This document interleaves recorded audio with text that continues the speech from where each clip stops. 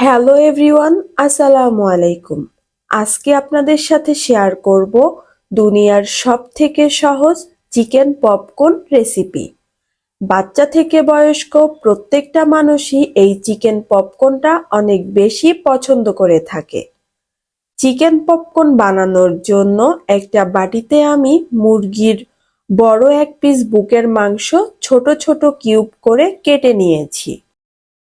এবার তাতে হাফ চা চামচ পরিমাণ চিলি ফ্লেক্স দিয়ে দিলাম, হাফ চা চামচ পরিমাণ রসুন গুঁড়ো এবং হাফ চা চামচ পরিমাণ আদা গুঁড়ো দিয়ে দিলাম। আপনারা চাইলে এখানে আদা রসুনের পেস্টও ব্যবহার করতে পারেন এবং হাফ চা চামচ পরিমাণ পাপরিকা পাউডার দিয়ে দিলাম।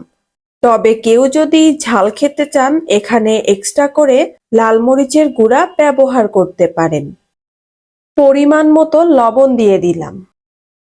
আগের থেকে বাটিতে একটা ডিম ফেটে নিয়েছিলাম, সেখান থেকে 2 টেবিল চামচ পরিমাণ ফেটানো ডিম দিয়ে দিলাম। চিকেনটাকে বাইন্ডিং করার জন্য 2 টেবিল চামচ পরিমাণ কর্নফ্লাওয়ার দিয়ে দিলাম। এবার সবকিছুকে ভালোভাবে একটু সময় নিয়ে মিশিয়ে নিতে হবে। এই পর্যায়ে আমি 2 টেবিল চামচ পরিমাণ ব্রেড ক্রাম্ব দিয়ে দিলাম। এবার আমি হাতের সাহায্যে চিকেনগুলোকে ব্রেড ক্রাম্বগুলোর সাথে ভালো করে ক্রাম্ব করে নিব। আমার মনে হচ্ছিল ব্রেড ক্রাম্ব একটু কম হয়েছে, তাই এখানে আমি আরও 1 টেবিল চামচ পরিমাণ ব্রেড ক্রাম্ব ইউজ করেছি। আমি চিকেনটাকে ভালো করে কোট করে নিয়েছি। চিকেনটাকে ভাজার জন্য এই পর্যায়ে আমি কড়াইতে পর্যাপ্ত পরিমাণে তেল দিয়ে দিলাম। তেলটা গরম হয়েছে কিনা দেখার জন্য 1 পিস চিকেন তেলের মধ্যে ছেড়ে দিলাম। দেখতেই পাচ্ছেন তেলটা কিন্তু সুন্দরভাবে গরম হয়ে গেছে। এই পর্যায়ে আমি একটা স্ট্রেনারে সবগুলো চিকেন নিয়ে তেলের মধ্যে দিয়ে দিচ্ছি। আমি সবগুলো চিকেন একবারেই তেলের মধ্যে দিয়ে দিয়েছি। এবার চুলার হিটটা মিডিয়াম টু লোতে রেখে চিকেনগুলোকে ভেজে নিব।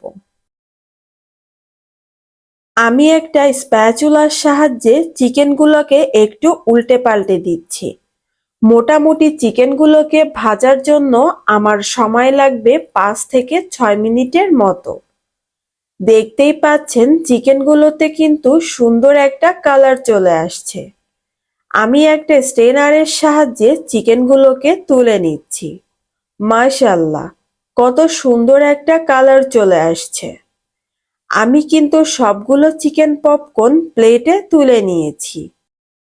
হাতের কাছে শুধুমাত্র 1 পিস চিকেন থাকলে আর ঘরে থাকা অল্প কিছু উপকরণ দিয়েই কিন্তু বানিয়ে নিতে পারেন খুবই মজাদার খেতে এই চিকেন পপকর্নগুলো।